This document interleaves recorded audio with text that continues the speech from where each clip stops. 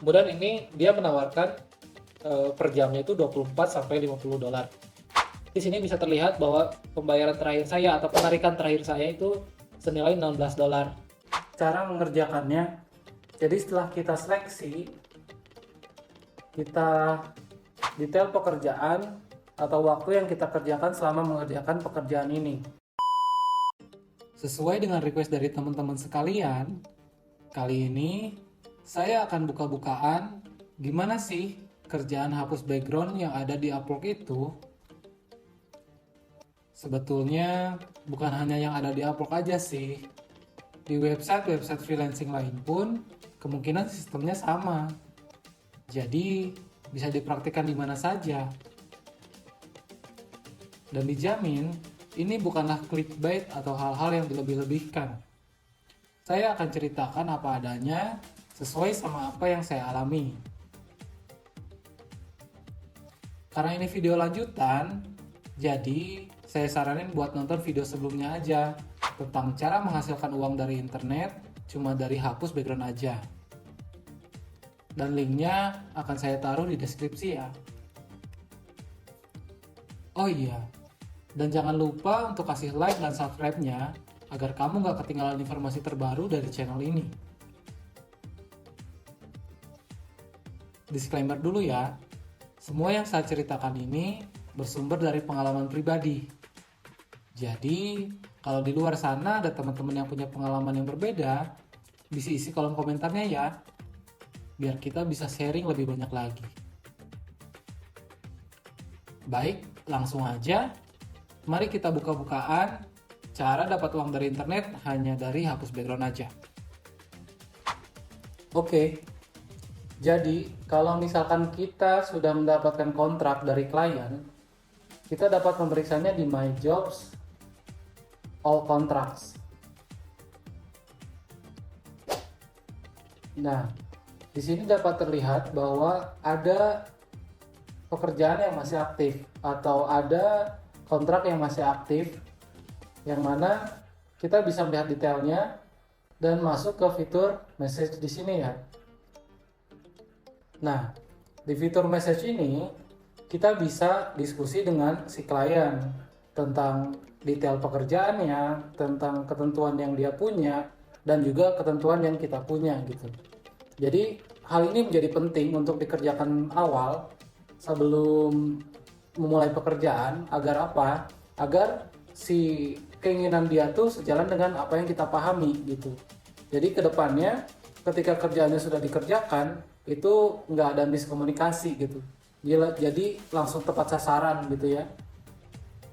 Dan pada kasus dengan klien ini, si klien menginginkan komunikasi secara intens. Dan waktu itu saya menawarkan untuk komunikasi dengan WhatsApp. Kenapa? Karena waktu itu saya masih punya pekerjaan tetap, kemudian saya juga berkuliah gitu.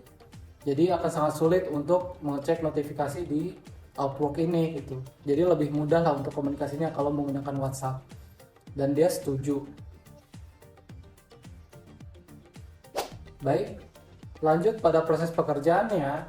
Klien saya ini, dia membuat sebuah folder di Google Drive yang berisi tentang segala hal yang berkaitan dengan pekerjaan yang harus saya lakukan. Yang terdiri dari requirement-nya, kemudian raw image-nya, kemudian work in progress, terus approve final image, kemudian cost timesheet. Ini apa sih ini tuh? Ya ini kembali lagi, ini tergantung dari klien seperti apa yang kalian punya.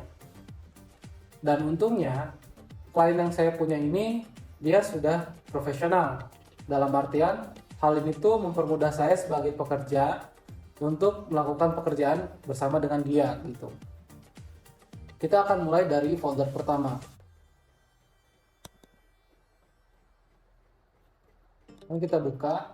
Nah, di folder pertama ini, klien saya ini dia memberikan perintah pekerjaan seperti ini ya. Ini salah satu contoh perintah kerja yang sangat memudahkan kita gitu untuk bekerja. Kenapa? Karena dia memberikan perintahnya itu detail gitu, dengan contoh pula gitu kan. Itu jadi poin plus lah untuk klien tersebut ya, untuk klien saya ini. Kemudian di sini bisa kita baca ya. Kalaupun misalkan teman-teman nggak bisa bacanya, ya dengan cara translate lah ke Google Translate gitu ya, biar kita bisa lebih paham gitu maksud yang dia inginkan gitu ya. Tapi misalkan kita lihat aja di sini ya, tugasnya kita harus menghapus background dari foto ini, dari setiap foto, kemudian mengubahnya menjadi putih. Oke, gampang. Terus flip each canvas horizontally. Ini ada contohnya nih, dari madep kiri ke kanan. Oke, gampang juga. Kemudian save the file in a square format gitu ya. Nah, ini nanti kita harus di crop gitu ya si foto ini gitu ya, jadi kotak. Soalnya kan ini persegi panjang tuh. Oke, gampang gitu kan. Terus image should not exceed 2000 kali 2000 pm gitu. Ini juga gampang gitu ya. Nanti tinggal di bagian save-nya gitu kita set ke atau ukuran filenya, ukuran kanvasnya 2000 kali 2000 pm, atau misalkan kita mau ngasih 1000 kali 1000 juga nggak apa-apa. Yang penting nggak lebih dari 2000 kali 2000. Soalnya kalau kayak gini berarti dia tuh membutuhkan foto ini tuh buat di-upload ke websitenya gitu ya, biar ukurannya nggak terlalu besar. Kurang lebih seperti itu ya. Nah, kemudian kita buka folder kedua, yaitu raw image. Nah, raw image ini berisi tentang si file-file mentah yang harus kita kerjakan. Jadi si foto-foto ini, foto-foto lampion ini ya, atau lampu gitu ya, harus kita kerjakan sesuai dengan perintahnya tadi. Kita harus crop backgroundnya, jadikan putih, kemudian bentuknya harus jadi kotak, nggak lebih dari 2000 kali 2000 pm, dan satu lagi harus di flip gitu ya, secara horizontal. Kurang lebih gitu. Jadi kita harus download semua file ini, kemudian kita kerjakan.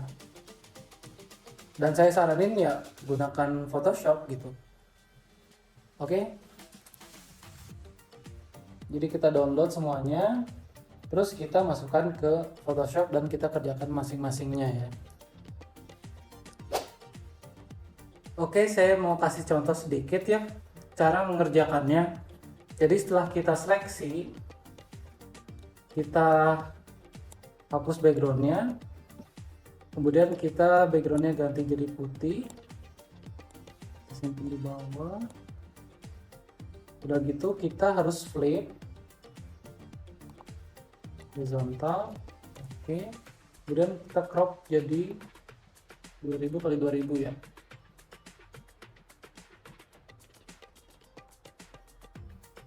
Terus kita simpan ke tengah.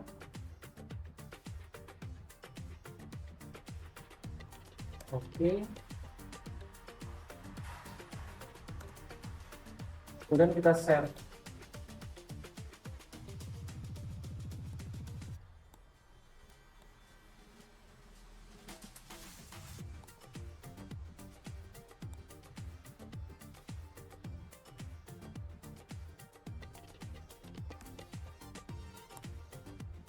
Nah, sudah seperti itu contoh mengerjakannya ya. Jadi semua file yang diberikan yang tadi ya, itu kita kerjakan semua seperti ini. Jadi dari semua file ini kita kerjakan jadi seperti ini. Nah, jika sudah selesai, kita upload ke folder yang ketiga, yaitu work in progress. Nah, kita tinggal upload aja gitu si file-file yang sudah kita kerjakan itu ke folder yang udah disiapkan ya. Seperti ini.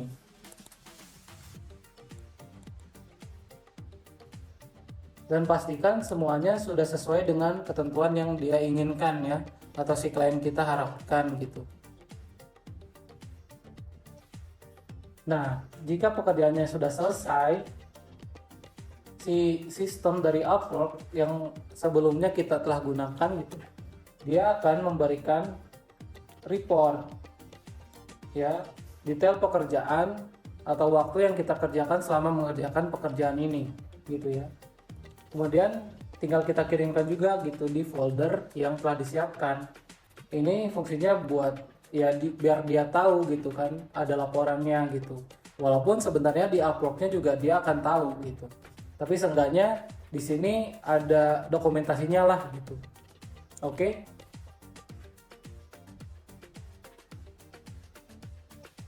Oke, mungkin seperti itu ya pengalaman saya gitu tentang gimana sih kerjaan hapus background yang ada di upload itu gitu ya. Sekali lagi, mungkin hal ini bisa berbeda gitu dengan apa yang teman-teman bakal alami atau pernah alami gitu ya.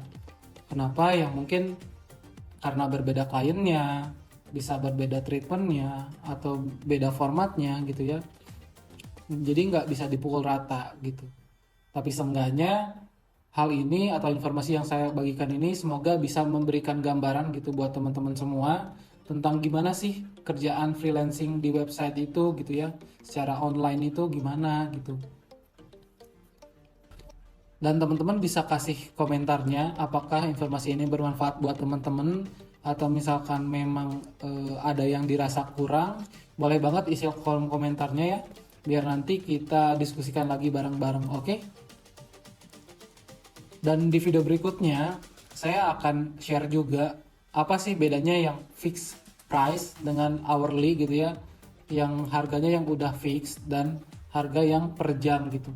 Kemudian saya akan bagikan tipsnya juga gimana sih memanfaatkan kedua fitur itu gitu ya, atau kedua pilihan itu gitu ya, biar lebih menguntungkan. Oke. Untuk hari ini cukup sekian. Terima kasih.